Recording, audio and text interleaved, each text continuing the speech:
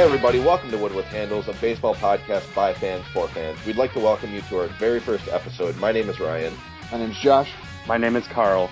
And today's episode, we are covering a range of topics, including the hot start of the Oakland Athletics and Atlanta Braves, and the slumping Angels, the fight between the Padres and the Dodgers, and a little while later, an interview with the Dodgers' single-A affiliate announcer, Brad Golder. First, let's talk about the Braves and the Athletics.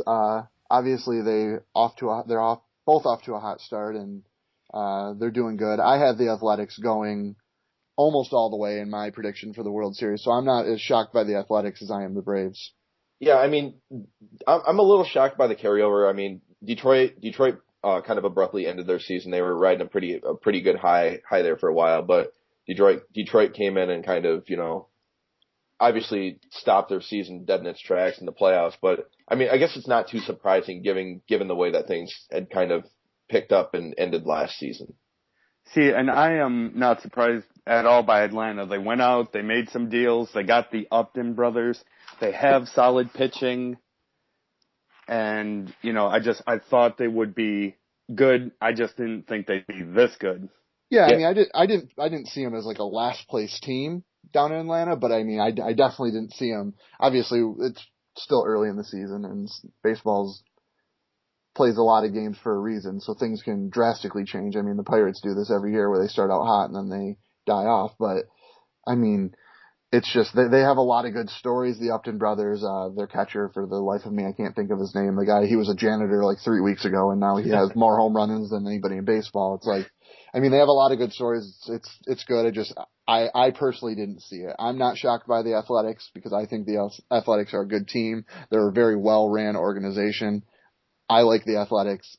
They've got solid pitching from top to bottom as well. Yeah, the Athletics doesn't so much shock me. I mean, I think it just shocks people in their division. Obviously, the Angels, which we'll get to in a minute, but for me, I think the Athletics are just as good. I mean, they're the Orioles of the West. I mean, they're solid. It's a very well-ran team, and it works out. I mean, they had a pretty good comeback win last night. Obviously, it's Detroit, and Detroit has, huge bullpen issues right now. But I think Oakland's going to be one of those teams where they're not really going to be out of a game. They're scrappy. They're going to be fighting. They've got good hitters, and I mean, with their pitching and their solid bullpen, they're always going to be there. Yeah, right. For sure. I mean, their hitters definitely don't give up an at-bat at all. No, I mean, and obviously the money ball thing, it's all about getting on base with them, and it's working. I mean, you can argue what you want about the different sabernomics and the different ways of playing the game, but I mean, this is a team that for a while now, this has clearly been working for them, and I mean, it's something you can't argue. The facts are there. They're winning games. They're beating good teams, and I mean, they're in a very tough division that they're in first place right now. Yeah, I mean, going back to the Braves real quick. I mean, the Braves' hot start, I guess, is nothing to be too shocked by either. I mean, they've got Hayward, the Upton brothers, this Gaddis kid who is, a rookie, and he's having a huge start to his season. They're 9-1. I mean, they had a good comeback win against Washington yesterday. I mean, you don't want to put too much emphasis in big games and, at the very start of the season, but Washington got up early on them pretty quick, and Atlanta to fight off, and that was kind of a big win early in the season for them. Oh, definitely. I mean, they're a very solid team, so I'm not surprised by their start at all. I'd be more surprised with how bad the Angels are slumping. Yeah, the Angels for me, I'm blown away. My predictions for the season have the Angels winning the World Series, and they're not even going to make the playoffs at this point. I'm just shocked. I mean, Trout's not playing anywhere near where he should be. Obviously, he kind of let off a little bit at the end of last season, but this is minor league play. He's playing terrible, and he's not getting on base. He's not hitting the ball. I mean, he's basically worthless. A lot of people are summing it up to the fact that they moved him to left field from center field where he would rather be, and I think Josh Hamilton's a joke, so they should just put him on the bench and move him to center field. But speaking of Josh Hamilton, did you see that joke last night that they double play? He turned to double play. He running on a foul ball, and that's essentially how the game ended. Running on a foul ball and got thrown out in the double play on a foul ball of all things. So the Josh Hamilton is a joke issue might not be too far off. I am blown away by how bad they're playing. Like, even if watching them, it's not that they're just losing games. Like, they're playing bad baseball. Right. And I think the Angels, they'll get better once they get some pitching back. I mean, obviously they got some guys in the DL right now, but I think, hopefully they'll get there. But like you guys said, I mean, it's been shocking just seeing how bad they've been individually. Well, I mean, they started slow and somewhat bad last season. I mean, when you think of a team that has Albert Pujols as doing not well, and then they caught fire, and then they went out and they made the big signing with Josh Hamilton away from the Rangers, you just think this is a team that's going to start 30-0. Yeah, I mean, I think we all thought that. I think even going over to like ESPN or any other sports site, I mean, almost everybody has them as either the best team or right there with the Tigers as the best team in baseball. And I mean, to be off to a start like this, I mean, they're Astros bad. They struggled against the Astros. They're not Astros bad because the Astros put it on them pretty good last night. Exactly. I mean, the Astros beat them 5-0. Exactly. Like I don't know. The only thing I can say is I'm shocked and it's shocking to me.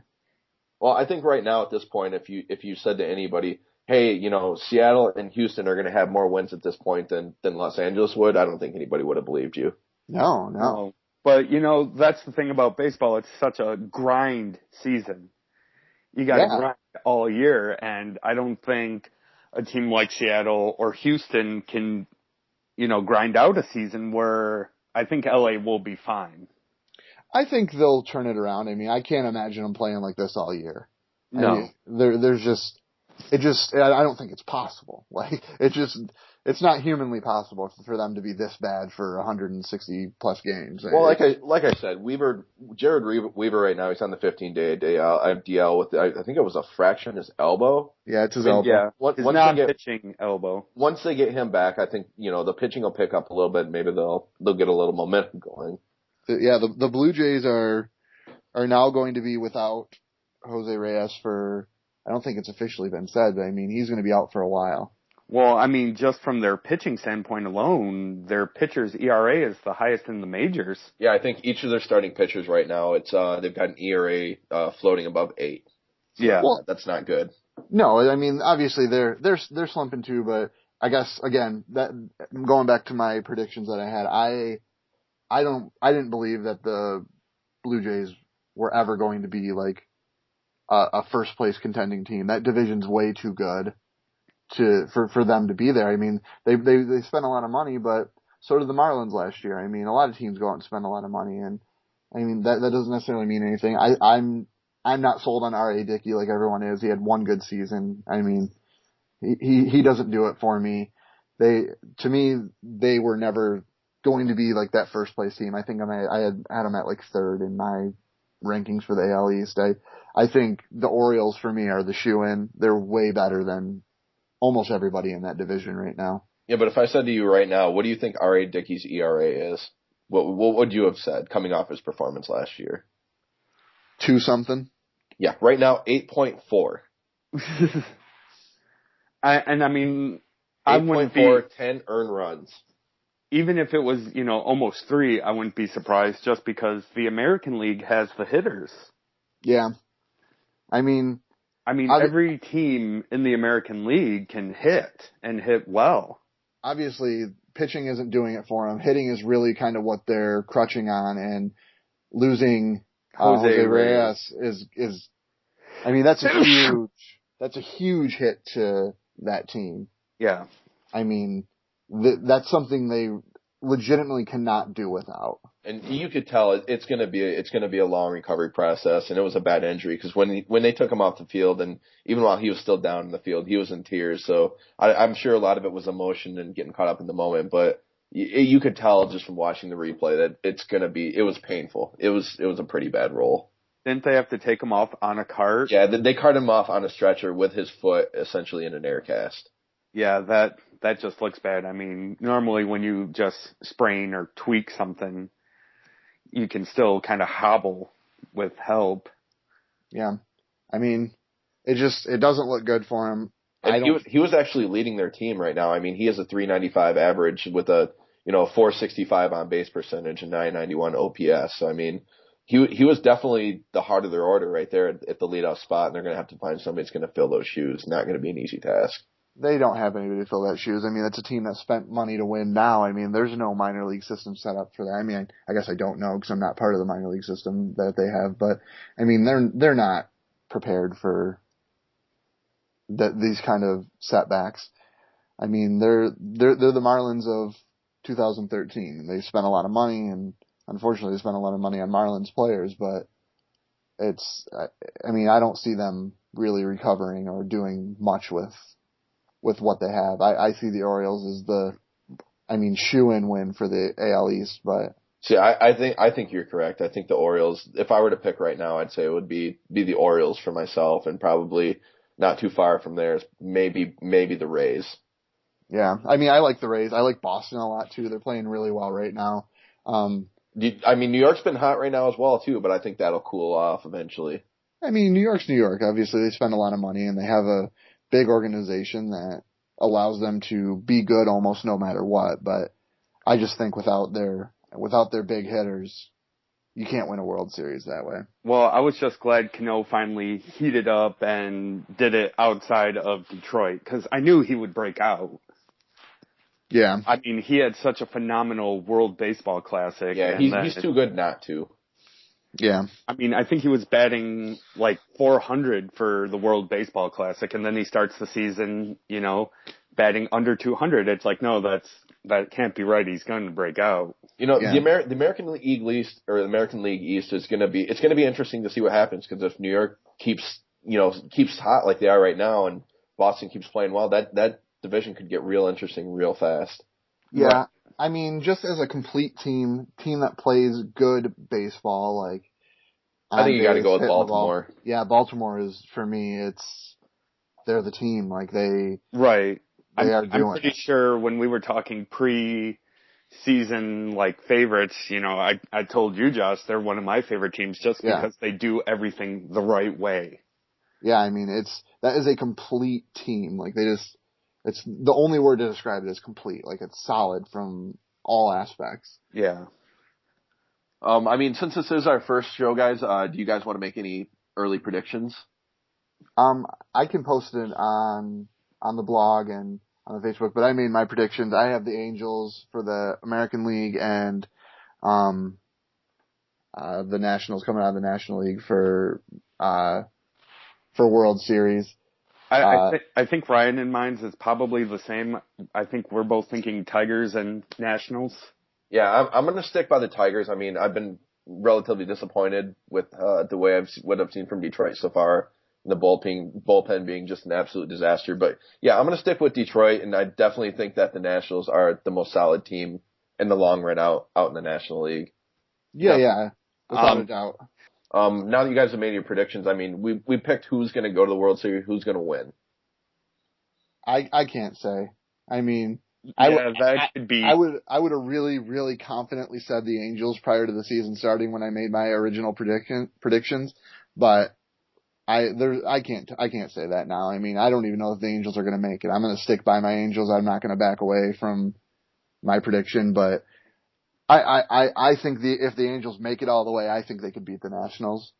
Just my opinion. I think the Nationals are good, but they're a young team, and they're not quite ready to win a World Series, in my opinion. I really like them. I have no issue with them, but I just don't think they're really quite there yet. So I think the American League has it. If it's either Tigers or Angels against the Nationals, I think they are a shoo-in. But I mean, with the way the Braves are playing and the Athletics are playing, I mean, if they keep this up, Nationals might not make it to the World Series. I'm sticking by. I'm going to pick the Nationals to win the World Series. I think the Nationals make it there. I think the rotation is a little bit solid. I mean, definitely the back end of their bullpen is a little solid. And I just think they're a much better team right now than Detroit is. And I'd have to go with Washington this early. It is pretty early. I wouldn't be able to make that decision either. I mean, like I said, baseball's such a grind. I mean, the Tigers could come into the World Series hot and then just get cold like last year. And there goes the World Series, but then they could also come in to the World Series on fire and keep that fire. So it's too early to tell, but I would definitely still stick by Tigers Nationals. Yeah. I'm sticking with that too. Josh sounds like he's the only guy that's faring a little bit. He's keeping with the Nationals, but he's got Los Angeles, the Angels in there. Yeah, I'm not sure about the Angels right now. I mean, I'm going to stick with them because that was my prediction, and I don't want to back away from my prediction, but with the way they're playing right now, I don't even know if they're going to make it. So. But you got to believe, given Mike Scioscia's track record, that he's going to turn this thing around. I mean, he's one of the best managers that's managed in a long time, and given his track record and over the years, you got to believe he's going to something to turn it around. Given the track records of some of their players too, they'll figure something out. I mean, speaking of LA, obviously on the other side of LA, the National League side, we had quite the fight or fiasco, scuffle. The scuffle. I mean, I don't think anybody has any delusions about who's at fault in this, and we're not going to point fingers here. But just in case you were, who would it be? I mean, to me, it's Carlos Quentin, 100%.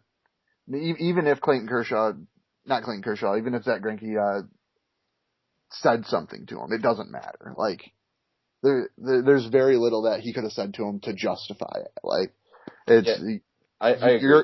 You're in the wrong. Yeah, Quentin's got to handle himself better than that. I mean, everybody knows Quentin is the guy that gets hit a lot. He crowds the plate. He stands almost right on top of the plate, and he sticks his elbow right over the plate. And the pitch wasn't too far out of the zone. I don't feel like the pitch intentionally ran up too close.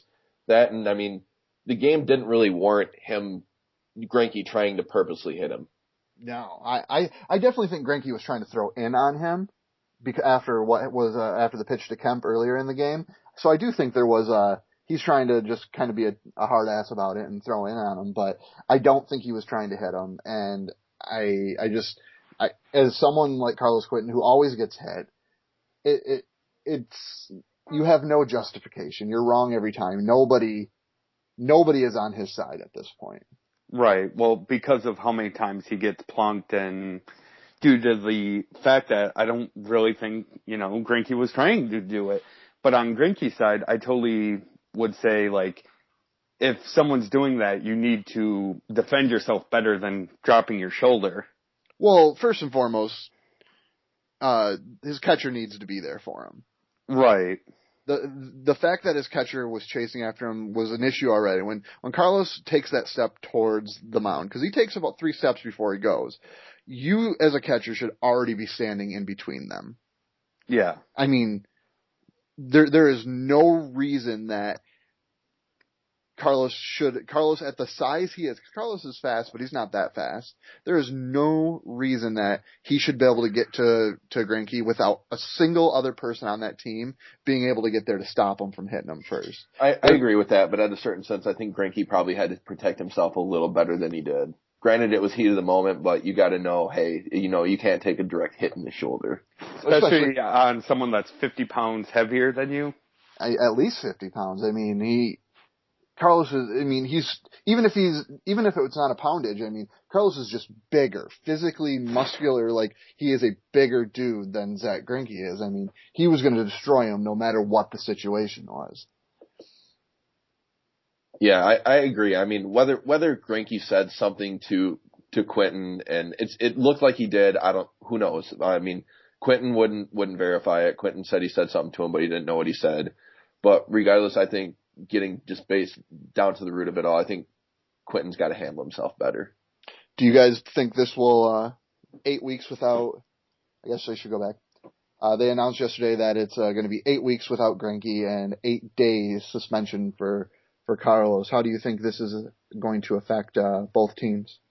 Well, considering where the Padres sit, we don't really expect them to do all that much because, they don't have the talent to compete with the Dodgers in that in their division. So I don't think it would really hurt the Padres as much as it's going to hurt the Dodgers.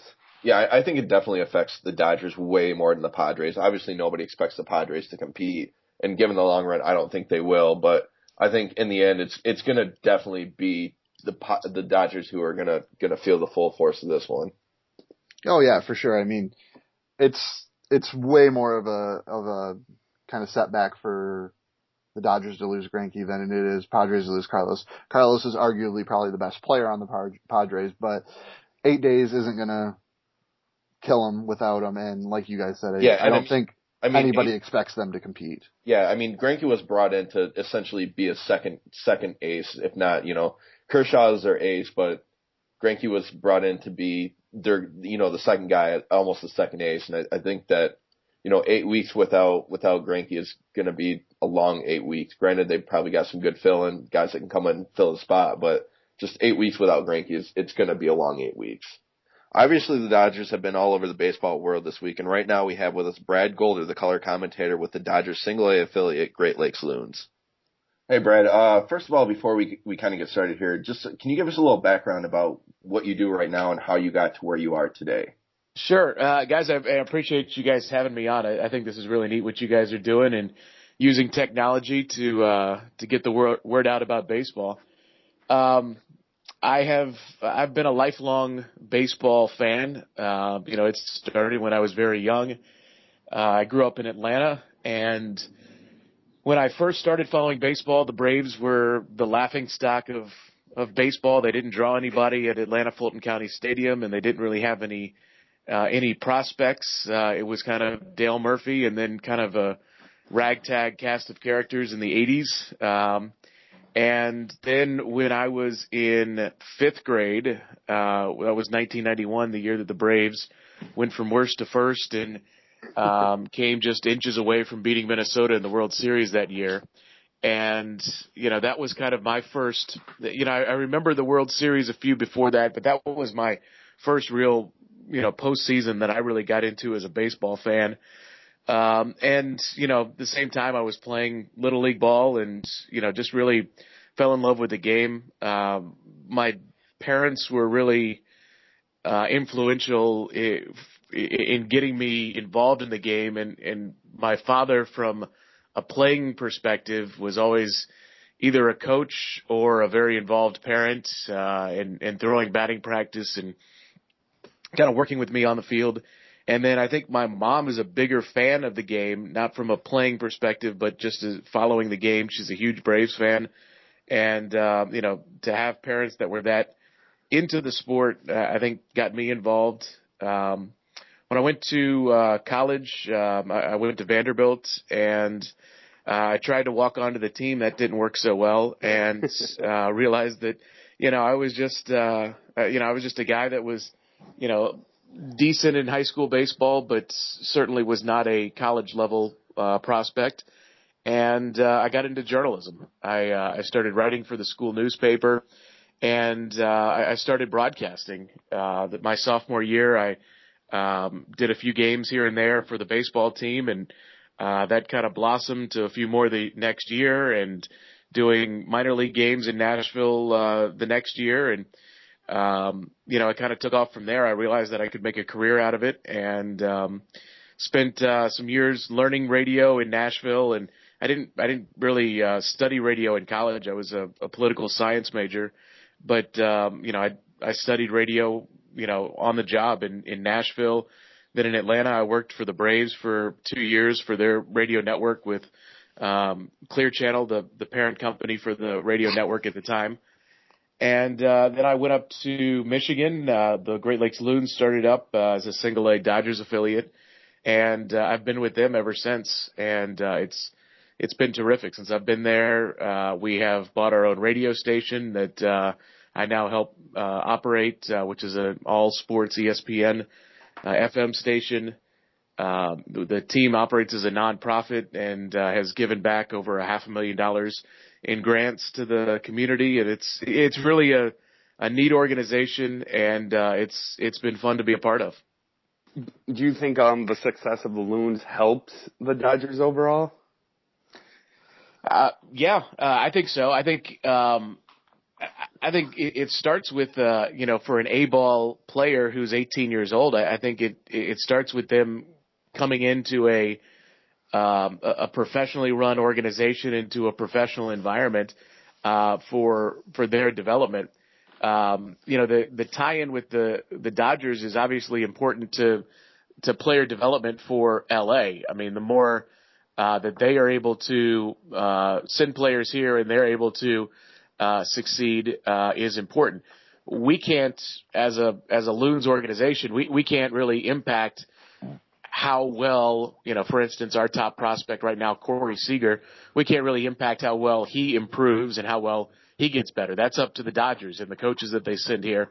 But we can impact that young man's experience. And, I think, one of the things that we work on with players, one of the things that I work on with them is, interviewing, giving them tips on how to handle the media, because, Clayton Kershaw was with us in 2007 and, now he is handling media requests and media interviews on a national scale. How to interact with others. The host family program, I think, is very important with that.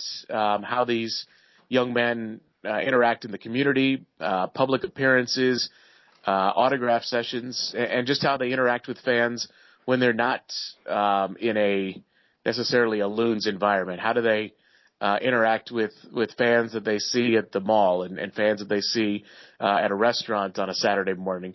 I think all those are important as far as the player development model. For the Dodgers, the most important is how they improve on the field, and outside of giving the players a pretty spectacular place to play, that our involvement on their player development kind of ends with the stadium and with all that we provide for them from kind of an amenity standpoint. You mentioned Clayton Kershaw. When he was with the Loons, did you guys know, like, this kid has some stuff, he's gonna make it? Yes, I think so. This kid can win a Cy Young if he makes the show. I don't know. I don't think I thought he would have the impact that he has had right away. I think that has been maybe surprising. I guess my thought was, here's a guy that's, a number 4 starter for a couple of years, and then, maybe he gradually takes over as an ace. I didn't think, so he was with us in 2007, so I didn't think by 2011 he would be a Cy Young Award winner. I didn't think he'd be in the big leagues the very next year, but he went from being moved up, I think in July of 2007 to AA. Actually, it may have been August. And then by May of 2008, he was in the big leagues, which was, I thought pretty impressive and pretty quick. And for me too, this was my first year doing A-ball in 2007. So I wasn't quite sure how to judge an A-ball player based on his ability, because I knew that there were still so many more steps to go. Right. I had seen AA and AAA players before, and, I kind of was able to gauge based on them how quickly they would rise up and make it to the big leagues. But I wasn't quite sure, as watching an 18, 19-year-old kid, I wasn't quite sure, what to make. I knew he was special, and he has been, as far as watching, Loons players come through, he was by far the most special player we've had. But I don't think I was quite able to judge the impact and how quickly he would be able to do it. And the other thing that I didn't realize about Clayton and how, as far as his development, was just his development as a person. I think I give him a lot of credit, and I think I give his wife a lot of credit too. The charity that they have started to build homes in Africa and to provide education for African children it's an incredible story what they have done. And if you read about the charity that they've started and some of the things that they are already doing, and he hasn't even really got an opportunity to cash in big time yet. I mean, I can just imagine what he can accomplish and what she can accomplish with the charity once he's able to cash in financially. But I didn't realize how well he would develop as a person from when he was here. I knew he he was a good kid, and I always kind of found him actually to be a little goofy. He just always had kind of and he's still that way in the big leagues. He always has this kind of silly smile, and I didn't realize that there was as much depth to his character as I think we've seen in the big leagues. With he just won the Roberto Clemente Award for his humanitarian efforts, and one of the youngest, if not the youngest, all-time winner of that award. And I think that has been very impressive about him too. I know Clayton Kershaw probably is the most notable person that we've seen come out of the Loons organization, but are there any others, like, for instance, Dee Gordon, who we've seen he made a pretty huge major league debut, not too long ago. Are there any other players in the Loons organization that you guys really said, wow, this guy is going to be something in a few years? And it's just fun to watch these guys playing right in front of your eyes. Absolutely. I think when we saw Zach Lee, I was pretty impressed with him. With what he did. I think maybe the most impressive position player the Loons have had, though, I think was Jerry Sands. But you kind of had to look at that on a different level because he was older than Dee and Clayton in that kind of 18 to 21-year-old range. Jerry played 4 years of college baseball. And was in his second and third years in pro ball when he was with us. So he was in the 23 to 24-year-old range when he was with the Loons. So, with a player like that, you realize that maybe he is going to be better than the young players because he's more physically and mentally developed. But he's had the best season that I've ever seen. From a position player, the first half he had in 2010 was just incredible. You could not get him out. And I don't think I've ever seen a player on any team that was that much in the zone and that hard to get out at our level. But, outside of Clayton, I think maybe the second most impactful big leaguer was Clayton's catcher in 2007. A lot of people forget because he's not with the Dodgers anymore, but we had Carlos Santana that first year in 2007, and that was his first year catching. So he was a little raw behind the plate. He didn't hit all that well, but he showed some flashes. I remember a walk-off he had, I think, in a July game in 2007. And then another guy, there were two primary catchers on that team. One was Carlos Santana. The other is now a pitcher with the Dodgers, Kenley Jansen. Who was a 6'5" catcher who could not really hit, but just threw the ball incredibly down to second base, and they finally moved him to the mound. And that's been a great change for Kenley's career because he's really become a dominant reliever. I think he should be the Dodgers closer. I think he's a better reliever than Brandon League, and was pretty lights out last year as a closer. The last couple of years he's had a huge strikeout to innings pitched ratio. So, those were, but with a guy like Kenley, I had no idea he would be a big leaguer because to me, he was a catcher who hit 200 and, was kind of too big for the position. But once they moved him to the mound, things really clicked and things really changed for him. Brad, obviously the Dodgers are pretty big in the news this week because of the Greinke fight. How does all that kind of affect the organization from the top down? Do you guys see any flack from that, or is that anything that really affects you guys? Not really. It was obviously a very interesting situation. And we have plenty of fights at the minor league level. I wouldn't say plenty, but you have your share. I don't think in 7 years the Loons have not really been involved in a real benches clearing fight. There have been some benches clearing words exchanged and maybe a little pushing and shoving, but nothing serious and certainly not anything where, somebody injures themselves and is out for multiple months, and certainly not somebody that is, tied up financially, the way that the Dodgers are locked into Zach Greinke. As far as I know, there's not really any trickle down. There isn't any edicts from the Dodgers telling players don't get in fights, don't brush back, don't charge the mound. As far as I know too, there's no self-defense classes for pitchers, which might have come in handy in that situation. But I wouldn't say that there's any trickle down. If anything, there's trickle down because there's a spot that needs to be filled at the big league level with Greinke's injury, and so somebody from the minor leagues gets called up. And anytime you have a situation like that, it's typically a AA or AAA guy, and there can sometimes be a trickle down if, say, we've got a guy that's playing well, he moves up either to high A or AA, and fills that spot of that guy who's filling that spot. There would never be a direct call up from the Loons, but there would be, perhaps an organizational trickle down.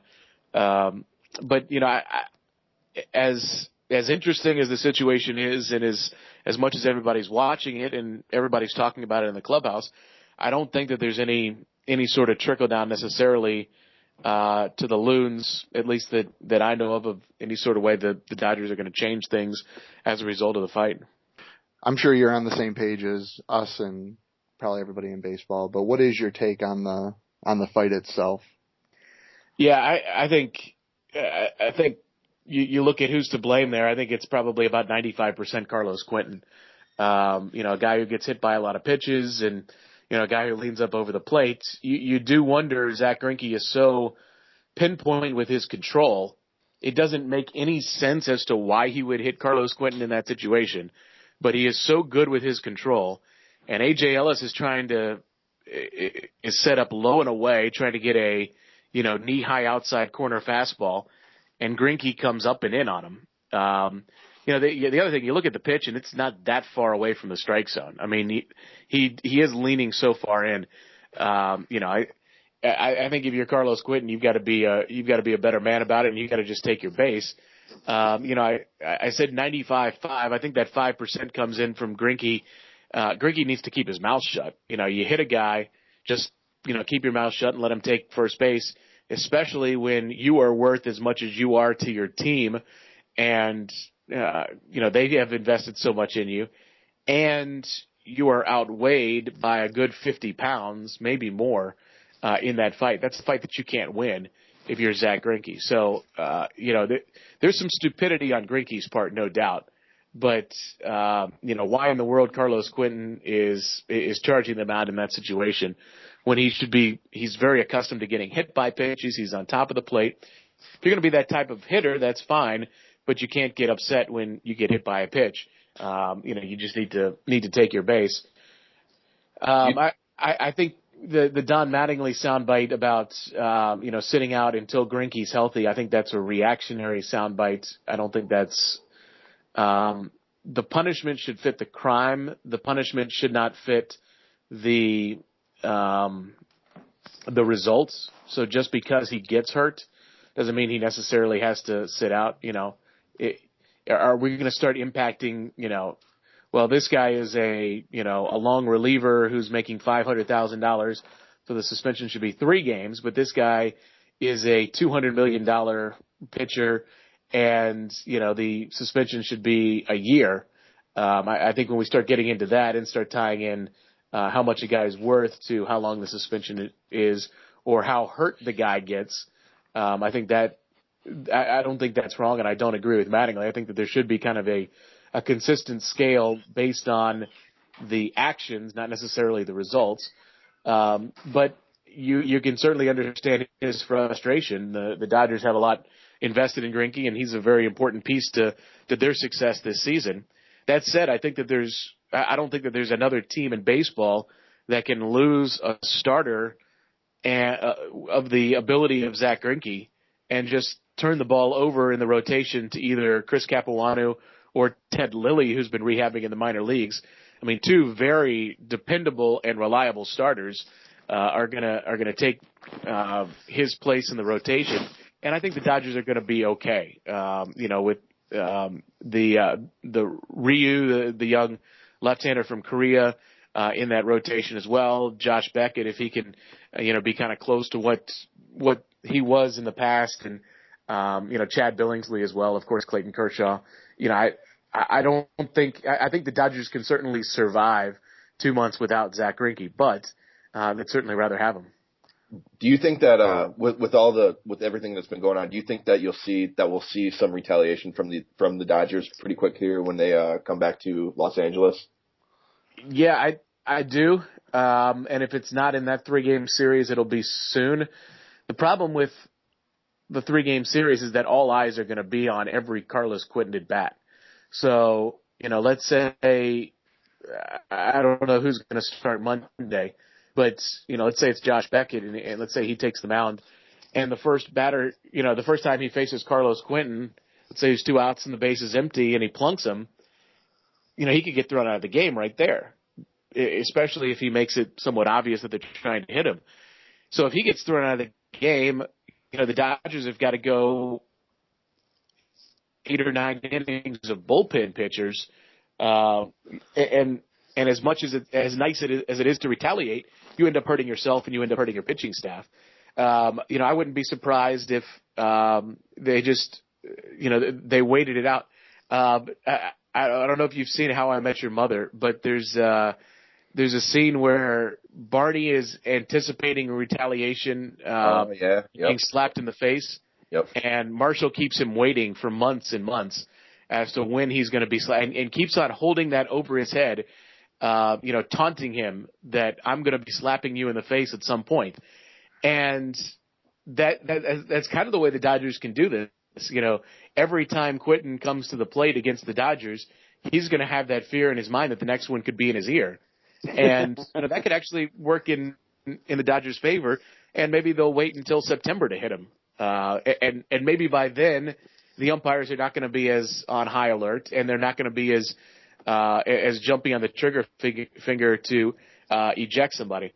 I'm going to go out on a limb, and I'm going to say the 3 games, Monday, Tuesday, and Wednesday in Los Angeles with the Padres are going to actually be clean games, and there's going to be no incidents.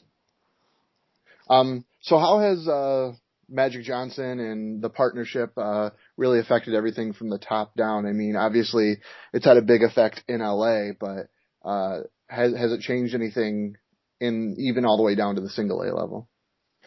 Yeah, I think so. I think one thing with the Magic Johnson group, and I think the big money guy in that group is Mark Walter, who has visited Dow Diamond. We're still waiting on our Magic Johnson visit. But Mark Walter and the Guggenheim group that now owns the Dodgers, they're invested in the big league level, pretty heavily, but they're also spending more money at the minor league level. And, I think that's twofold. It's to get better players in the system. They've really beefed up their international amateur scouting that I think that, under the Frank McCourt era had kind of lapsed. They just weren't spending nearly as much international money. Now they sign Puig out of Cuba to a big deal, and Ryu, the lefty out of Korea. 2 major international signings that are going to have a big impact on the system. And then some other smaller signings of guys that, are high ceiling but well down the road guys. And those are the guys that have that impact with the Loons because, the younger players are the ones that are going to be joining the Loons, and we're going to kind of get a chance to watch and see develop. I think Magic's big impact is in a community relations standpoint. I think you'd be hard pressed to find somebody in Los Angeles that does not like and respect Magic Johnson. And, I think he brings that instant credibility to the Dodgers, and to the organization. And he has been a very visible partner in all of this. And I think that community impact is very important. He has taken on a little bit of a role that I think an older Tommy Lasorda hasn't really been able to continue as much. After he retired as a manager, Tommy has been kind of the Dodgers worldwide ambassador.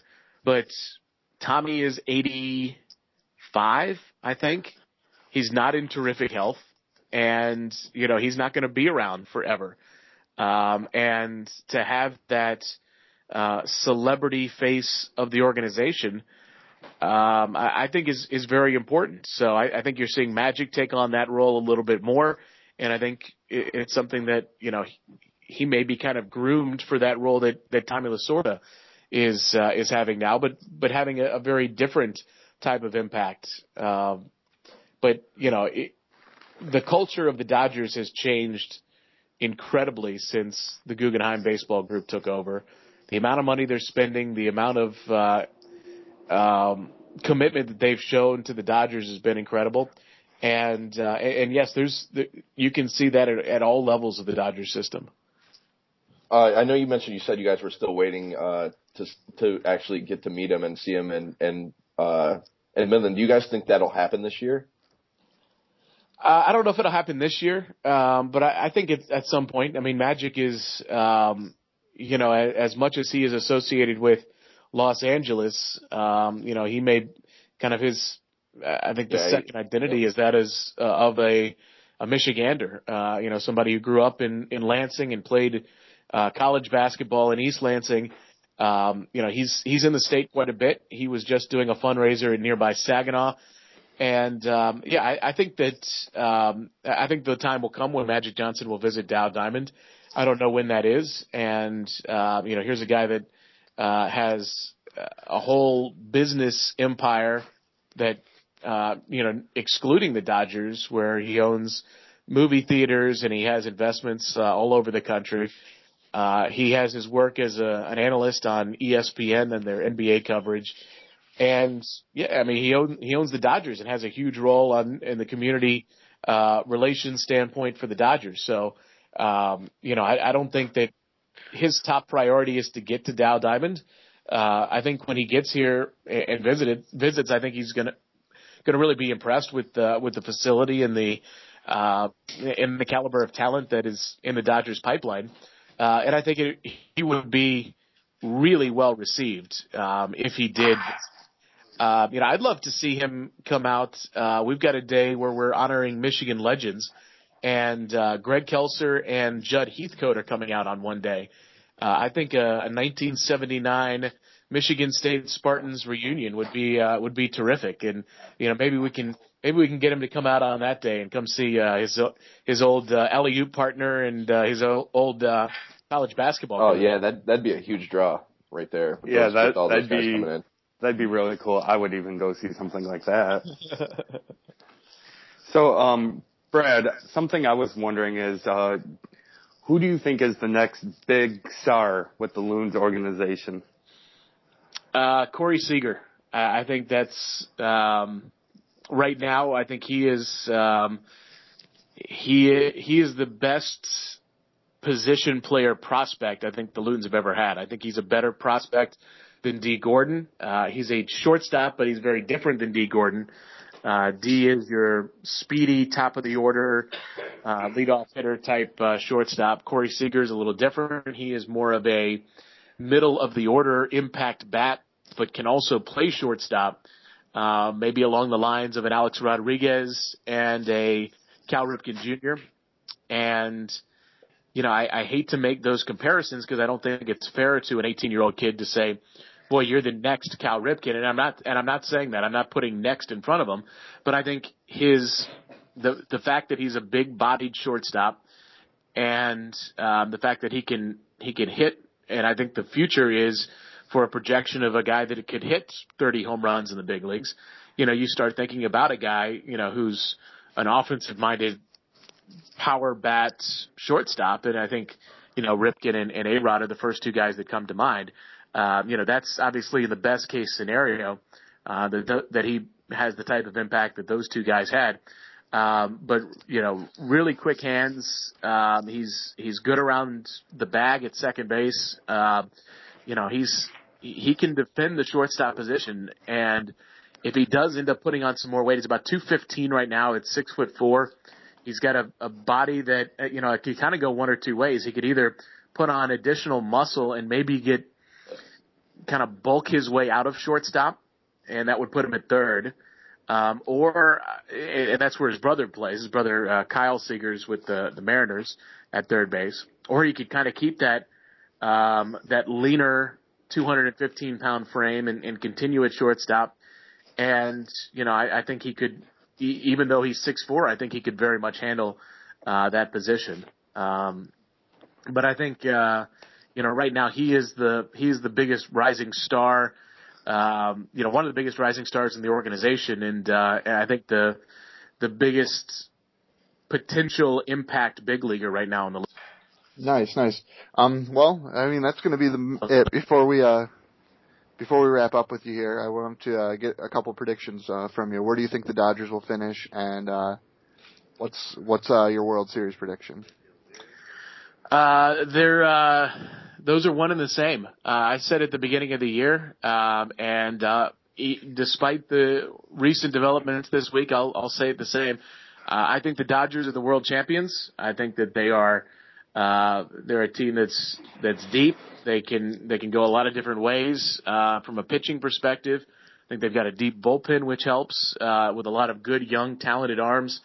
I think the Dodgers are the world champions. I think they beat the Tigers in another disappointing World Series for the Tigers, but another year in which they get there. Oh man, come on. Well, I mean, you can't really complain about getting there last year, and you never really know what's going to happen over a 7-game series.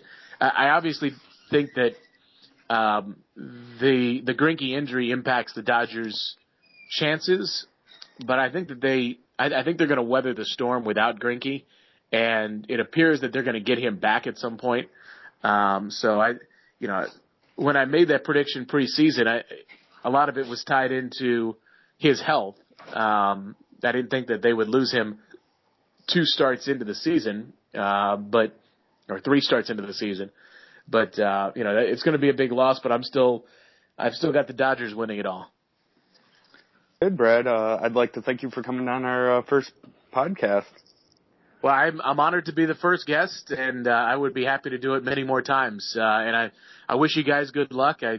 I really love and embrace the new media and the new technologies that we have, and I'm glad that you guys are using them. And hopefully that this can be something that takes off and is successful.